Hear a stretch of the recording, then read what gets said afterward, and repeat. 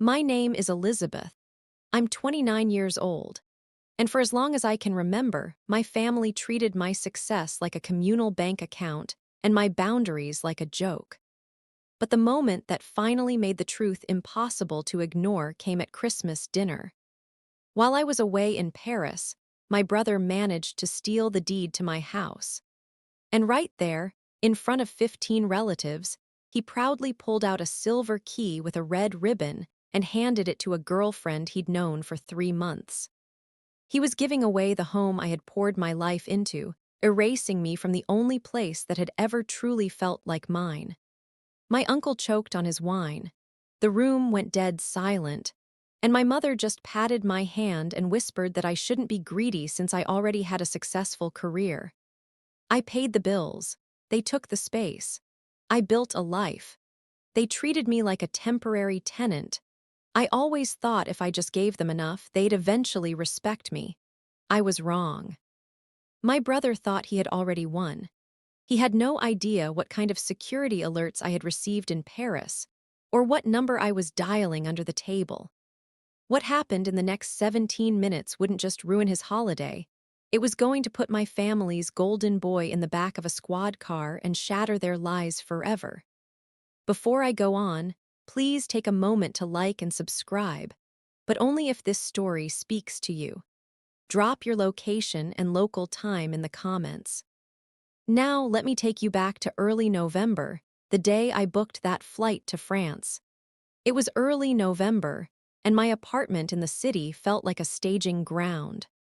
I had 3 suitcases open on the rug, my passport on the kitchen island, and a French-English phrasebook I knew I'd never actually use.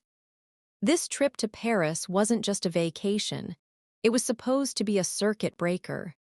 I needed to get away from the constant pings on my phone, the Venmo requests, and the quick favors that always ended up costing me 4 figures. I was finishing a conference call when my mother let herself in. She didn't knock. She never does. She just walked straight to my fridge, pulled out a bottle of sparkling water, and looked at my open suitcases like they were evidence of a crime. "Paris," she said, making the word sound like an insult. "Must be nice to have that kind of disposable income while your brother is driving around on bald tires." I didn't look up from my laptop. I was busy hitting confirm on a payment portal. "I just paid his car insurance, Mom. I sent you the receipt 10 minutes ago." "Well, he needs new brakes, Elizabeth. He's family. You can't just fly off to eat croissants while your own flesh and blood is risking his life in a death trap." That was the family law. If I did well, it was our money. If I struggled, it was my problem. I had spent my entire 20s trying to buy my way into their good graces. I thought if I paid enough bills, if I covered enough of my brother Leo's disasters, they would eventually see me as an adult they respected, rather than a walking ATM. Leo is 31. He hasn't held a job for more than 4 months since he graduated high school. He has ideas, which usually involve me investing in a crypto scheme or a boutique gym that never opens. When those fail, my mother steps in to explain why it's actually my responsibility to catch him. "I'm not canceling the trip," I said, finally closing my laptop. "The tickets are non-refundable."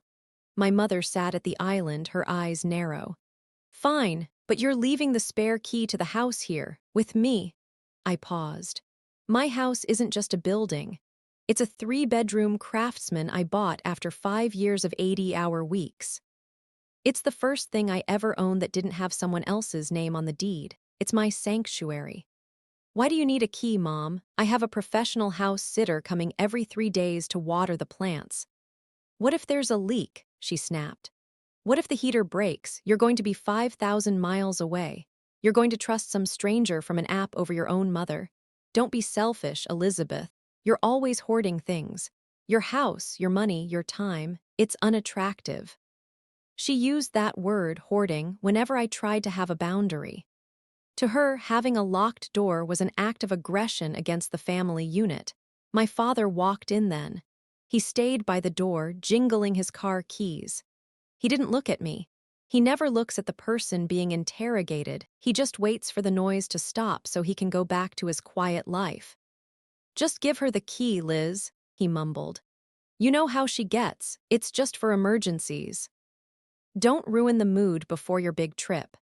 He was the peacekeeper, which really just meant he was the one who handed me the pen so I could sign the checks. He'd rather see me lose my mind than see my mother raise her voice. I looked at the two of them. I felt that old, familiar guilt rising up. I told myself it was just a key. If I gave it to her, she'd leave, the house would be safe, and I could finally get on that plane without a fight ringing in my ears. I wanted a peaceful vacation so badly I was willing to pay for it with my privacy. I went to the drawer in the entryway and pulled out the spare. It was on a heavy brass ring. "Only for emergencies," I said, placing it on the counter.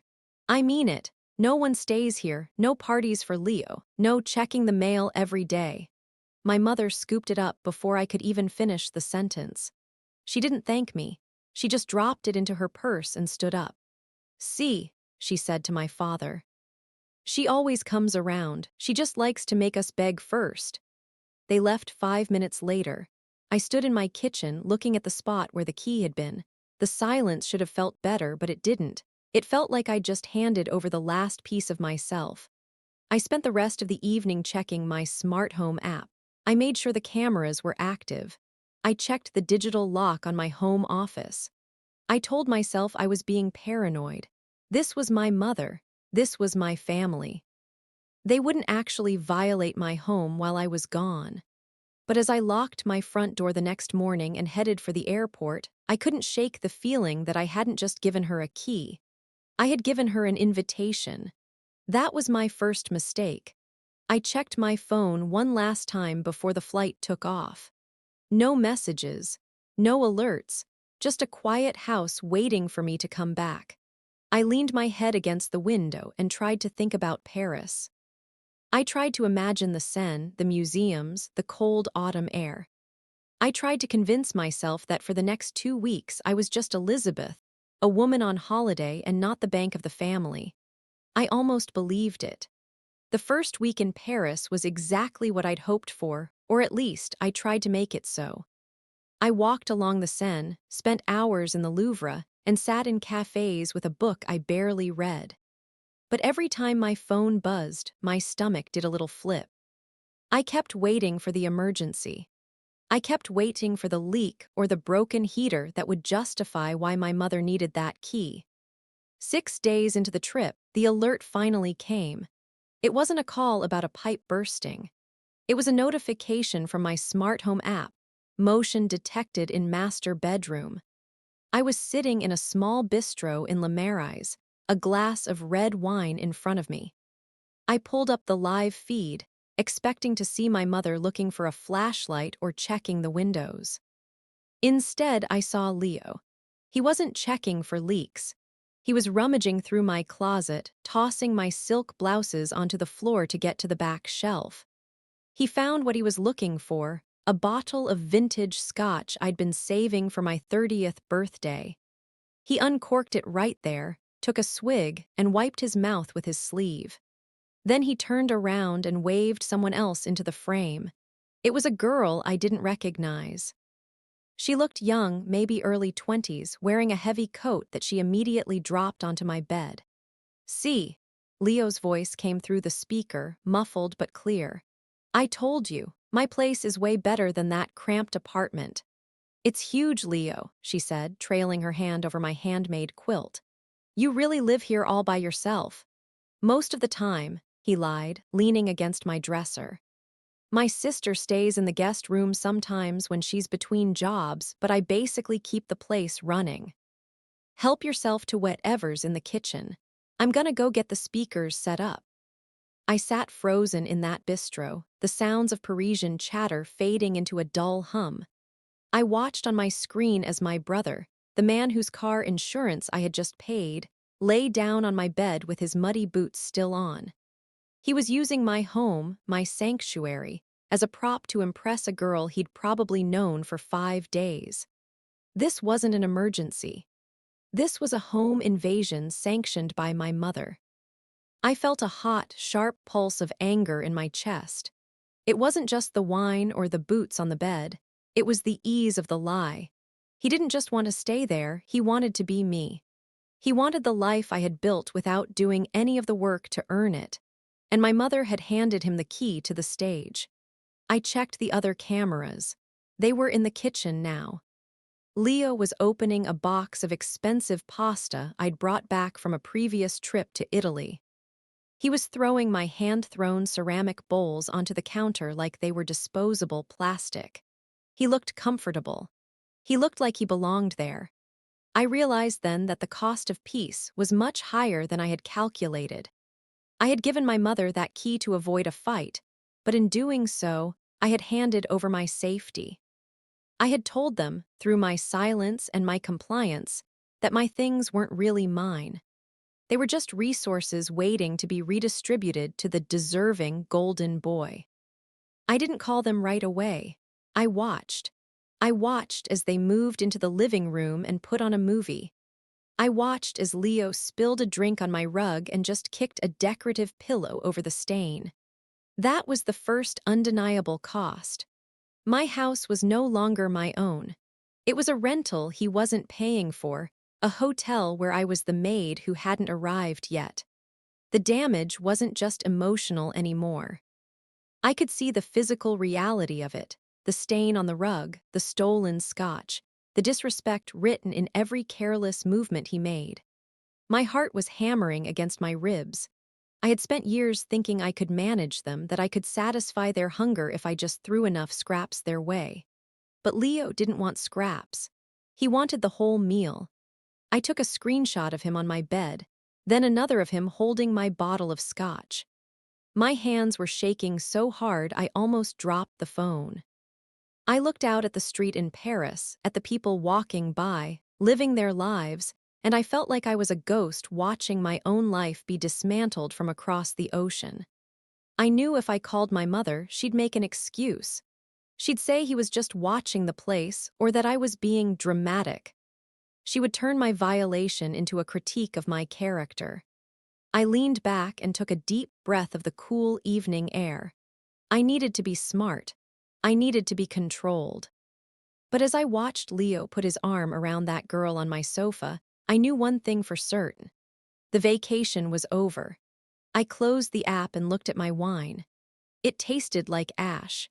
I realized that as long as I kept paying for their mistakes, I was the one who would keep losing. I was the one who was risking my life in a house that wasn't safe, even with the doors locked.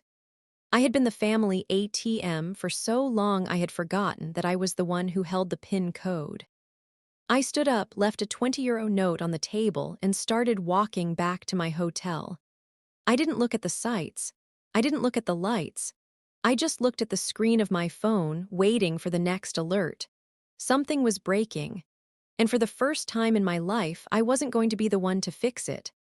I didn't sleep that night in Paris. I sat on the edge of my hotel bed, watching the tiny blue light of my phone pulse.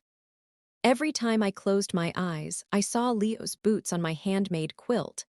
I saw the way he looked at my home like it was a prize he'd won in a raffle. At 3:00 a.m. Paris time, which was 9:00 p.m. back home, I finally called my mother. She answered on the second ring, her voice breezy and light like she hadn't a care in the world.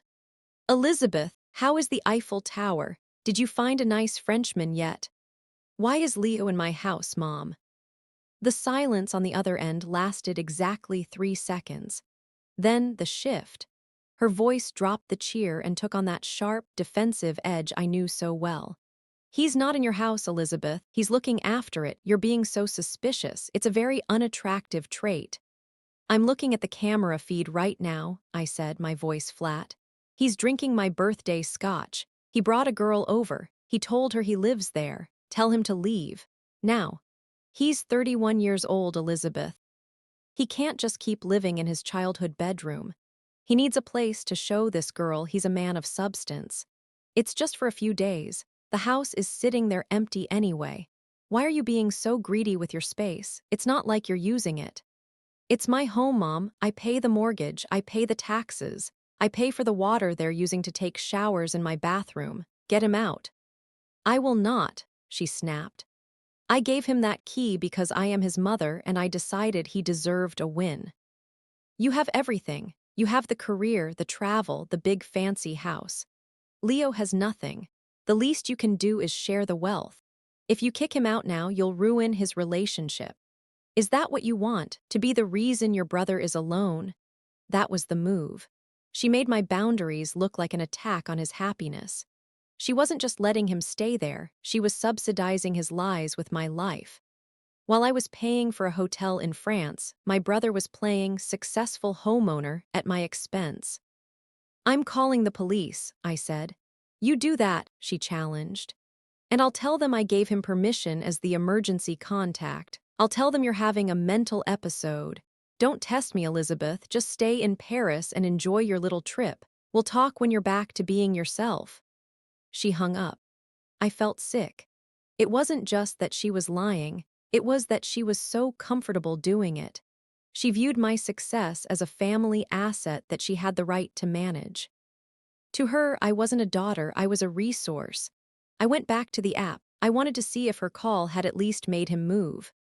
But as I tapped the office camera, the screen stayed black. Device offline, my heart skipped. I checked the hallway camera. Offline, the kitchen, offline. One by one, the feeds were cutting out. Leo wasn't just staying there anymore, he was covering his tracks. He knew I was watching, and instead of leaving, he was dismantling my security system. This was no longer a favor or a misunderstanding. This was a deliberate breach. He was locking me out of my own digital life. I felt a cold shiver go down my spine. There was a safe in that office. It wasn't a floor safe or anything dramatic, just a heavy fireproof box bolted to the floor inside the closet. Inside were the things I couldn't replace. My passport was with me, but the original deed to the house was in there. My emergency cash was in there. The jewelry my grandmother had left specifically to me, not to the family, but to me, was in there. A new notification pinged. It wasn't from the cameras. It was a text from a neighbor, Mrs. Gable, who lived across the street. Elizabeth, is everything okay? There's a moving truck in your driveway. I thought you said you were going to be gone for 2 weeks. A moving truck. I leaned against the hotel wall, the cold plaster pressing through my shirt. The harm was widening. It wasn't just a bottle of scotch and a stained rug anymore. They were moving things in. Or worse, they were moving things out. I realized then that my mother's emergency wasn't a leak in the pipes. The emergency was that Leo was failing again, and the only way to save him was to cannibalize me. They were planning to move him in permanently while I was across the ocean, betting on the fact that I'd be too nice or too guilty to kick him out once he was settled. They were counting on my silence. They were counting on the fact that I always eventually gave in. I looked at my reflection in the darkened window. I looked tired. I looked like someone who had spent 29 years being the reliable one. That was the last time I'd ever be that person. I opened my laptop and started a new document. I didn't call the police yet. My mother was right about one thing: she could muddy the waters if I wasn't careful. I needed a different kind of help. I sent an email to a friend from college, Sarah, who practiced property law back home. Subject: emergency. Need to know my rights regarding a family guest and a stolen deed. I hit send. Then I went to the closet, pulled out my suitcase, and started packing. I was done with the Louvre. I was done with the cafes. I was done being the communal bank account for people who didn't even like me. The damage was real now. It was physical, it was financial, and it was deepening by the hour. My brother was in my house. My mother was his accomplice. And my father was probably sitting in his armchair watching the game while my life was being dismantled. I had spent my whole life trying to buy their love. I guess I was finally going to find out how much it cost to get them out of my life instead. The fallout didn't stay confined to my home.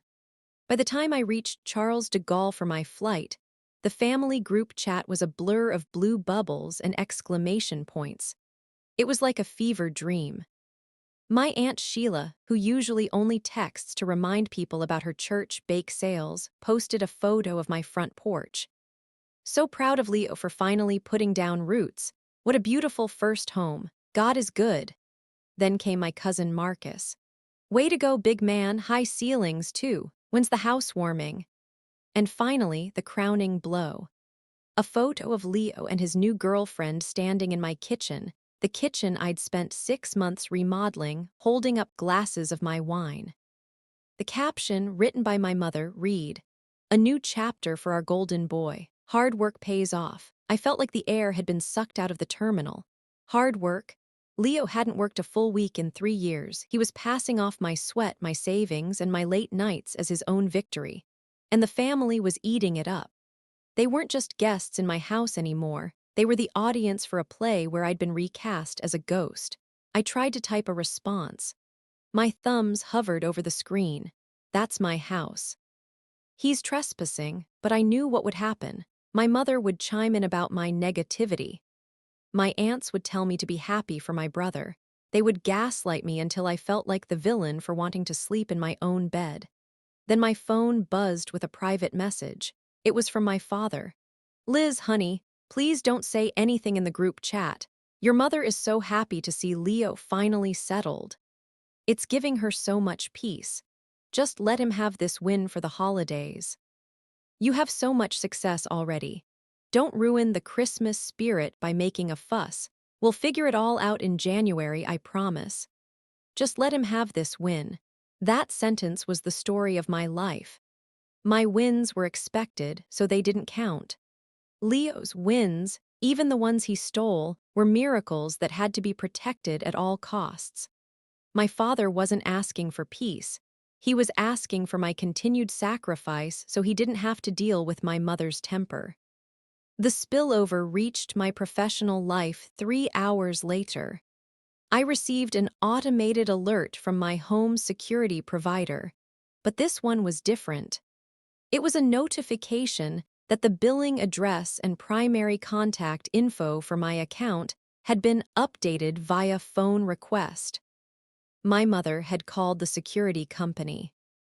She had used her status as my emergency contact, and likely a fair amount of manipulation to convince a customer service rep that I was unavailable, and that the account needed to be transferred to the resident, Leo. Suddenly, I couldn't even log in to see my own cameras. I was locked out of my own security. They were systematically stripping away my ownership, brick by brick, password by password. I sat in the airport lounge, staring at the access denied screen. This was no longer just a family spat. This was a coordinated takeover. They were moving into a second arena, my legal and digital identity. They weren't just staying in the guest room, they were trying to overwrite the deed to my life. I realized then that if I didn't move fast, I would return to a house where the locks were changed and the neighbors thought I was the intruder. My mother wasn't just being difficult, she was being a strategist. She knew that possession is 9/10 of the law in the court of family opinion. If Leo was in the house for Christmas, if the whole family saw him there, if he was the host, then it would be socially impossible for me to kick him out without becoming the family pariah. They were weaponizing the holidays against me. I looked at my flight boarding pass. I had 12 hours in the air. 12 hours where I would be disconnected, unable to fight back, while they moved more furniture into my living room and more lies into the family record. I felt a cold, sharp clarity. They thought I was the reliable one because I was weak. They thought I provided for them because I needed their approval. They didn't realize that the same discipline that built my career was now being redirected toward them. I took a deep breath and opened my laptop one last time before boarding. I didn't message the group chat. I didn't reply to my father. I opened my bank app and froze my joint credit card, the one my mother kept for emergencies. That was the first move. Then I sent one short, private text to my neighbor, Mrs. Gable. I'm on my way home. Please don't tell anyone. If you see them moving my furniture into the garage, please take a photo. The story was getting bigger. It was getting harder to contain. My family was celebrating a lie in a house I was currently paying for from 30,000 feet in the air. They thought they had won because they had the keys. They forgot that I owned the ground the house was built on. I boarded the plane. I didn't order a drink. I didn't watch a movie. I sat in the dark, watching the flight tracker slowly move across the Atlantic, counting the minutes until I landed. The golden boy was about to find out what happens when the ATM stops working and the owner comes home. The plane landed at 6:00 a.m. I didn't go home. I couldn't. Instead, I took a taxi to a small hotel near the airport and sat on the edge of the bed with my laptop. I felt like a soldier behind enemy lines, watching my own life through a keyhole. My friend Sarah, the property lawyer, had replied to my email while I was over the Atlantic. Her message was short and professional, but I could hear the underlying concern. Elizabeth, I looked into the security account transfer. Legally, they can't do that without your signature, but most customer service reps fold when a mother sounds distressed enough. More importantly, I checked the local property records. No changes yet, which is good. But if Leo is telling people he owns the house, he's likely trying to find a way to make it true. You need to come to my office at 9:00 a.m. Don't go to the house alone. I met her 3 hours later. Sarah was the polar opposite of my family. She was all sharp suits and structured logic. She didn't ask me how I felt, she asked me what I had. I have the cloud footage, I said, opening my laptop. Before the cameras went dark, I got a few clips. We sat in her quiet, glass-walled office, the smell of expensive coffee and old paper surrounding us. I played the video. We watched my brother Leo standing in my home office. In the video, he's holding a heavy-duty screwdriver.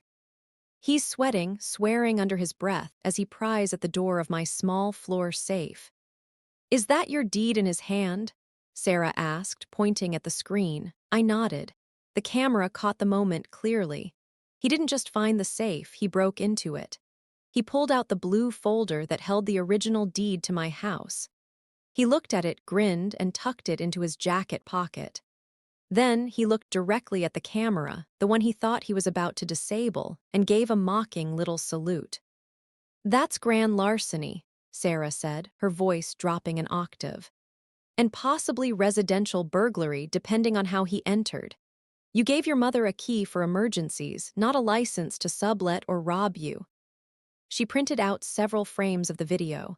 Seeing the crime in high resolution, frozen on a piece of paper, changed something inside me. For years, I had viewed my family's behavior as a personality clash or complicated dynamics.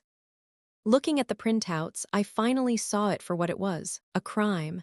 I can call the DA's office, Sarah continued. But if you want this to stick, we need more than just a video of him holding a piece of paper. We need him to deploy the theft. We need him to act as the owner in a way that is undeniable. Like giving it away at Christmas dinner, I asked. Sarah looked at me. Exactly. If he tries to transfer property he doesn't own in front of witnesses, he's done. But Elizabeth, are you sure you want to do this? Your mother will never forgive you. She already chose him, Sarah, I said. She chose his lies over my safety. I'm not asking for her forgiveness anymore. I'm asking for my house back. Having Sarah in my corner didn't make me feel happy, but it made me feel solid. For the first time in my life, I wasn't the only one who saw the truth. I had a witness. I had a plan. The support didn't give me an instant victory, but it gave me a floor to stand on. I spent the afternoon in the hotel room preparing the rest of my leverage. I downloaded the bank statements showing that I was the sole person paying the mortgage, the utilities, and even the property taxes. I gathered the receipts for the furniture Leo was currently sitting on. My mother called me twice. I didn't answer. She sent a text. Stop being a child and answer your phone. We're having the caterers come by tomorrow to walk the space for the big dinner. I need to know where you keep the extra folding chairs. She was already planning the party in the house she didn't own. I looked at the text, then at the printout of Leo breaking into my safe. I realized they were so confident in my weakness that they weren't even trying to hide their tracks anymore. They thought they had broken me. I checked my watch. Christmas was 3 days away. Let them have the party, I whispered to the empty hotel room. Let them invite everyone. I wasn't the reliable one anymore. I was a trap. And for once, my brother's ego was going to be the thing that finally closed it. By the time I checked into my hotel, the leverage was no longer just a theory. It was a file on my desktop, organized and lethal. I spent the next 48 hours making it usable. I didn't just have a video of a theft, I had a timeline of a betrayal. I went to the local police precinct on the morning of December 23rd. I didn't go in screaming or crying. I walked up to the desk, handed the officer a thumb drive, and asked to speak to someone about a residential burglary and grand larceny. "It's my brother," I said plainly to the detective who eventually sat across from me. My mother gave him a key for emergencies while I was in Paris. He used it to break into my safe and steal the deed to my home. He is currently occupying the property and telling our family he owns it. The detective, a man named Miller who looked like he'd seen every version of Family Greed there was, watched the footage. He watched Leo's little salute to the camera. He saw the screwdriver. "You want to press charges?" Miller asked. "Yes," I said, "but I want to do it when he's actually there. He's hosting a Christmas dinner for 15 people tomorrow night. He's planning to publicly gift the house to his girlfriend. I want the arrest to happen then." Miller leaned back. "That's a big scene, Elizabeth. You sure you want that kind of fallout? Most people just want us to quietly escort them out." "He didn't quietly steal it," I replied. "He's using my life to build a reputation. If I do this quietly, my mother will just tell everyone I'm being mean and that Leo moved out as a favor to me. The lie has to be broken where it was built."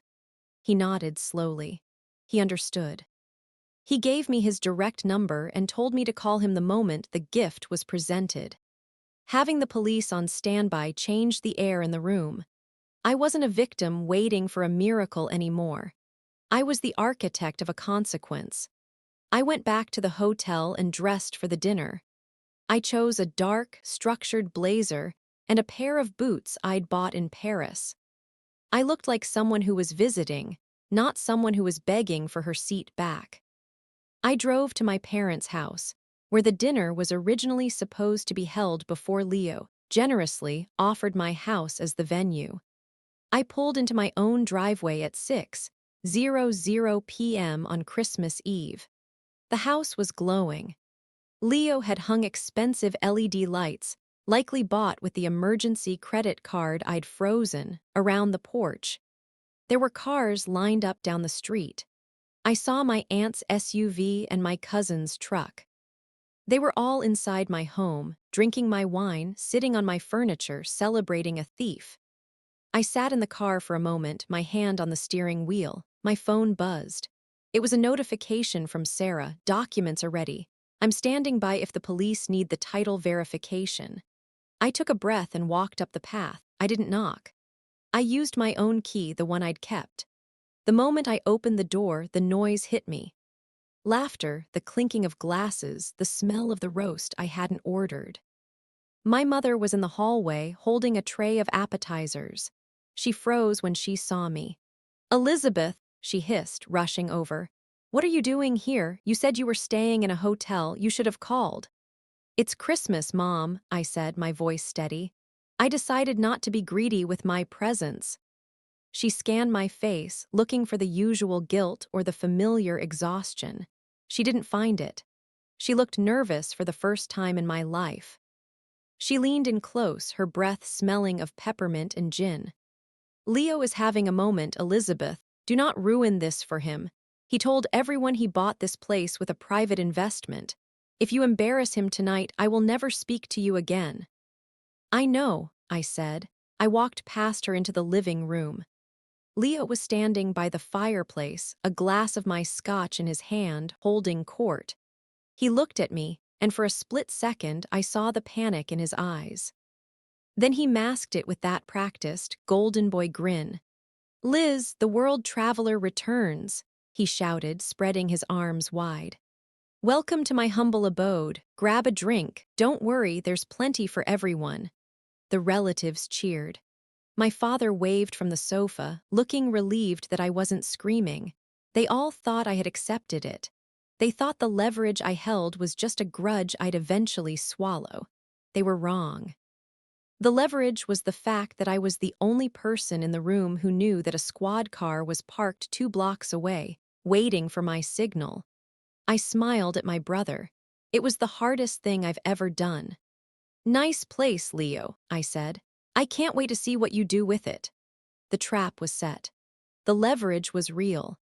And as I sat down at the head of my own dining table, I realized that for the first time in 29 years, I wasn't the one who should be afraid. The dinner progressed like a slow-motion car crash. I sat at the head of my own table, watching my relatives use my silver and eat off my plates. Leo was in rare form.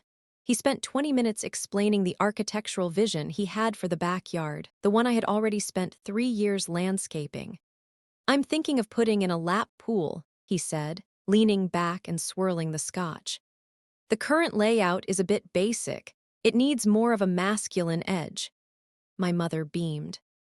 "You have such an eye for potential, Leo. It just took the right environment for you to really shine." She looked at me then, a sharp, warning glance that told me to keep my mouth shut. I just took a bite of my salad. It was flavorless. My heart was a drum in my chest, but my hands were steady. I had 3 specific moves to make before the police arrived. The first was logistical. Under the table, I pulled up my banking app and transferred the remaining balance of my personal savings into a new, unlinked account. I had already frozen the credit cards, but I needed to ensure that if my mother tried to claim elder financial abuse to a judge later, there was no way she could touch my liquidity. The second was emotional. I looked at my father. He was avoiding my eyes, focused entirely on his roast beef. "Dad," I said, cutting through Leo's monologue about pool tiles. "Did you help Leo move the safe from my office into the garage?" The table went silent. My father dropped his fork. It clattered against the porcelain with a sound like a gunshot. I just helped with the heavy lifting, Liz," he stammered, his face turning a dull red. "Your mother said you wanted it stored out of the way for the party." "I see," I said. "So you knew it was being moved. You knew the bolts were being sheared off the floor." "Don't start, Elizabeth," my mother snapped. "Today is about family. It's about Leo's future. Stop trying to make everything about your property." That was the risk move. By speaking up, I had alerted them that I wasn't just there to play along.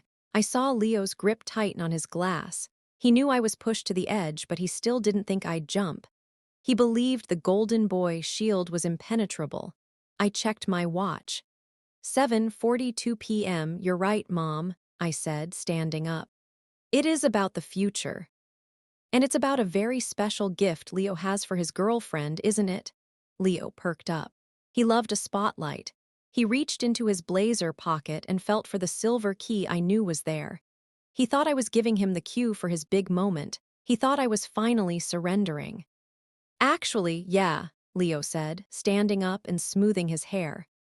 "I wanted to wait until dessert, but since Liz brought it up. Chloe, babe, could you stand up for a second?" His girlfriend, Chloe, stood up, looking confused but flattered.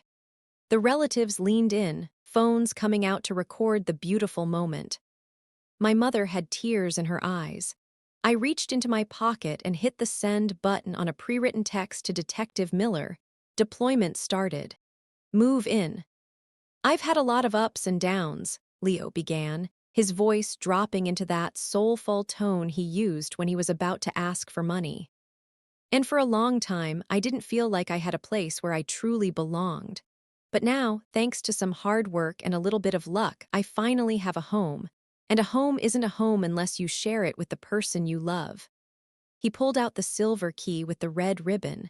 It caught the light of the chandelier, the one I'd paid $3,000 for. Chloe, he said, holding the key out. I want you to move in with me, not as a guest, but as the lady of the house. The room erupted. My Aunt Sheila started clapping. My mother was openly sobbing. Chloe reached for the key, her face glowing. I looked at the front door. Through the frosted glass, I saw the sudden, sharp flash of red and blue lights. They were silent, no sirens, just the rhythmic pulse of authority reflecting off the snow on the driveway. Leo didn't see it yet. He was too busy soaking up the applause. "Take it, Chloe," I said, my voice cutting through the noise. "It's a very important key. You should probably know exactly what it opens." The room went quiet. The relatives looked at me, then at the door. The first heavy knock echoed through the house. It wasn't the knock of a guest. It was the knock of someone who wasn't leaving until they had what they came for. "Who's that?" my mother asked, her voice trembling. "That's the end of the play, Mom," I said. I walked to the door, my heart finally slowing down. The countdown was over. I was standing on the threshold of the impact, and for the first time in my life, I wasn't the one who was going to be crushed. The knock on the door was heavy, rhythmic, and final. It didn't sound like a guest arriving. It sounded like the truth coming to collect its due. The room froze. My Aunt Sheila's fork stopped halfway to her mouth. My mother's hand went to her throat, her eyes darting between me and the hallway. Leo, still holding the silver key toward Chloe, looked toward the frosted glass of the front door. The blue and red pulse was impossible to ignore now. It was casting long, cold shadows across the wallpaper I'd picked out 6 months ago. "Elizabeth," my mother whispered, her voice cracking. "What did you do?" I didn't answer her. I didn't need to. I walked to the door and opened it. Detective Miller was standing there, flanked by 2 uniformed officers. They looked out of place in the warm, festive glow of the entryway, their heavy boots tracking slush onto the rug. "Elizabeth?" Miller asked, though he already knew. "They're in the dining room," I said. I led them in. The choreography of the room shifted instantly. My father stood up so fast his chair screeched against the hardwood. My cousins scrambled to clear a path, but the center of the room stayed occupied by Leo and Chloe. Leo dropped the key. It hit the table with a sharp clink, sliding into a puddle of spilled wine. "Leo Miller?" the detective asked, stepping up to the table. "Yeah." Leo's voice was an octave higher than usual. He looked at the officers, then at the relatives, trying to find his audience. "Is there a problem, officers? We're just having a family dinner. My house, my rules, right?" "Is it your house?" Miller asked, pulling a folder from his jacket. "Of course it is." My mother jumped in, her face contorted with a frantic, forced smile. "My son is a very successful investor. He just bought this place. Elizabeth is just here as a guest. She's been a little confused lately, stress from work, you know how it is." She was still doing it. Even with the police in the room, she was trying to pathologize me to protect him. She was willing to let them think I was mentally ill if it meant Leo didn't have to admit he was a thief. Confused. Detective Miller looked at her, then back at Leo. "Because we have cloud-based security footage from 3 days ago showing Mr. Miller here using a screwdriver to pry open a safe in the home office. We also have a statement from the property attorney confirming the deed was stolen from that safe." The silence in the room wasn't just quiet, it was a vacuum. I saw my Aunt Sheila look away, her face flushing with sudden shame. My cousin Marcus, who had been posting about Leo's hard work, slowly lowered his phone. "That was a mistake," Leo stammered, his eyes darting toward the back door. "I lost the key to the safe, my own safe. I had to get in." "It's not your safe, Leo," I said, my voice carrying across the table. "It's not your scotch, it's not your furniture, and it's not your house." I walked over to the smart TV mounted on the wall. I'd set this up earlier. With a single tap on my phone, I overrode the new security settings my mother had tried to install. The screen flickered to life. The room watched in high definition as the video played. There was Leo, sweating and swearing, hacking at my office door. There he was, forcing the safe open. And there was the moment he held up my deed, grinning like he'd won the lottery before giving that mocking salute to the camera. "You saluted, Leo," I said quietly. "You knew I was watching. You just didn't think I'd do anything about it. You thought the family would protect you." Chloe, the girlfriend, took a step back from him. She looked at the silver key on the table, then at Leo, then at the police. "You told me you bought this," she whispered. "You told me you'd been saving for years." Leo didn't look at her. He looked at our mother. "Mom, tell them it's fine." My mother moved toward Detective Miller, her hands clasped as if in prayer. "Officer, please. This is a family matter. Elizabeth doesn't want to press charges, she's just upset. We can settle this. I'll make sure he leaves, just don't ruin his life over a misunderstanding."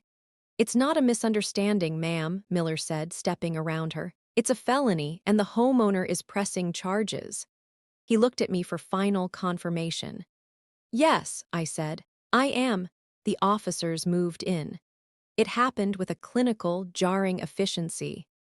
One officer grabbed Leo's arm, spinning him around. The sound of the handcuffs ratcheting shut was the loudest thing I've ever heard. "Elizabeth, stop this," my mother screamed, trying to grab the officer's sleeve. "He's your brother, you're destroying us, you're greedy, you have so much, and you're taking the one thing he has." "He doesn't have it, Mom," I said. "He stole it, there's a difference." My father finally spoke. He didn't yell. He just looked at the floor, his shoulders slumped. "You really called the cops on your own blood, Liz, on Christmas Eve." "You watched him break the safe, Dad," I replied. "You helped him move it, you chose the lie, I'm just choosing the truth." The officers began leading Leo toward the door. He wasn't the golden boy anymore. He was a disheveled man in a cheap blazer, his face pale and oily, stumbling over the threshold of a house that had never been his. "I'll kill you," Leo yelled back over his shoulder, the poise finally gone. "You think you're better than me? You're nothing without us. You're just a bank. You're nothing." The door closed behind them. The dining room was a wreckage of half-eaten food and expensive wine. My relatives were standing now, looking at their coats, looking at the exit, looking anywhere but at me. They had been witnesses to the crime, and now they were witnesses to the consequence. "I think dinner is over," I said. One by one, they filtered out. Aunt Sheila tried to pat my hand as she passed, but I pulled it away. Cousin Marcus left without a word. Chloe was the last to go. She didn't even look at the silver key on the table. She just grabbed her coat and ran into the night. Finally, it was just me, my mother, and my father. My mother was leaning against the sideboard, her breathing ragged. She looked at me with a hatred so pure it felt physical. "I hope you're happy," she spat. "You're alone now. You've got your house and your money and your precious little life, but you don't have a family. I'll make sure of that. Nobody will ever forgive you for this." "I stopped asking for your forgiveness a long time ago, Mom," I said. "I'd like you to leave now. You're kicking us out on Christmas." "I'm reclaiming my home," I said. "The emergency is over." My father took her by the arm. He didn't look at me as he led her to the door. He looked defeated, but mostly he looked tired of the noise. I followed them to the entryway. I watched them walk down the path to their car. I watched the tail lights fade as they drove away, leaving my driveway empty for the first time in weeks. I stood in the doorway for a long time, the cold air biting at my skin. The house was silent. No laughter, no lying, no clinking of stolen Scotch glasses, just the hum of the refrigerator and the quiet tick of the clock in the hall. I walked back into the dining room. I picked up the silver key with the red ribbon. I looked at it for a second, then tossed it into the trash can. I wasn't a bank. I wasn't a guest. I wasn't a secondary character in Leo's play. I was the owner. And for the first time in my life, the locks were finally going to hold. The day after Christmas, a locksmith arrived at 8:00 a.m. He was a quiet man with silver hair and a heavy toolbox. He didn't ask why I needed every exterior lock replaced, or why I wanted a deadbolt installed on the home office door that had been pried open. He just went to work. I sat at the kitchen island, drinking a cup of coffee that actually stayed hot because no one was interrupting me to ask for a loan or a favor. The silence was the most expensive thing in the room. My phone had been buzzing since dawn. The group chat had been deleted, but the private messages were a flood. My mother sent 18 texts, ranging from "How could you do this?" to "We need $10,000 for Leo's bail, send it now." I didn't reply. I blocked the number. Then I blocked my father. Then I blocked the aunts and cousins who had sat at my table and watched the golden boy steal my life. I wasn't angry anymore. I just felt finished. Like a book had been slammed shut and the dust was finally settling on the cover. I spent the afternoon cleaning. I scrubbed the wine stains out of the rug. I washed the plates Leo had used. I took the half-empty bottle of scotch and poured the rest of it down the drain. I wanted every trace of their entitlement gone. I wanted the air in the house to belong to me again. A week later, Sarah called me. "Leo's lawyer is looking for a plea deal," she said. "He's claiming diminished capacity due to family stress. Your mother is trying to swear out an affidavit saying she gave him full permission to act as her proxy." "It won't work," I said. "I have the deed, I have the security footage, and I have the recording of her admitting she knew he didn't own the place." "It won't work," Sarah agreed. "He's likely looking at probation and a very long, very public criminal record. He won't be playing successful investor for a long time, Elizabeth." "Good," I said. I went out into my backyard that evening.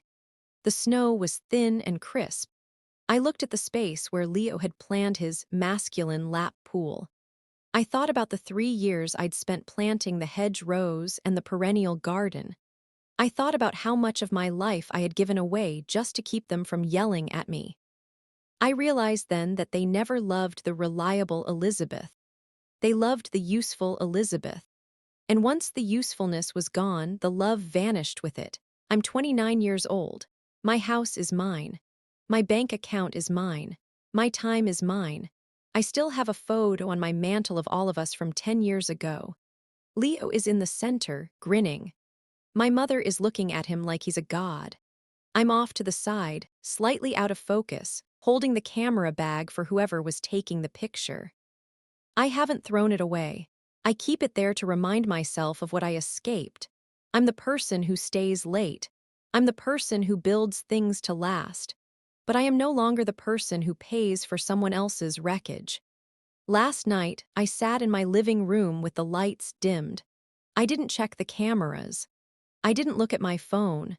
I just listened to the quiet. It was the first time in my life I didn't feel like a temporary tenant in my own skin. If your family treated your boundaries like a challenge, would you have the courage to call the police?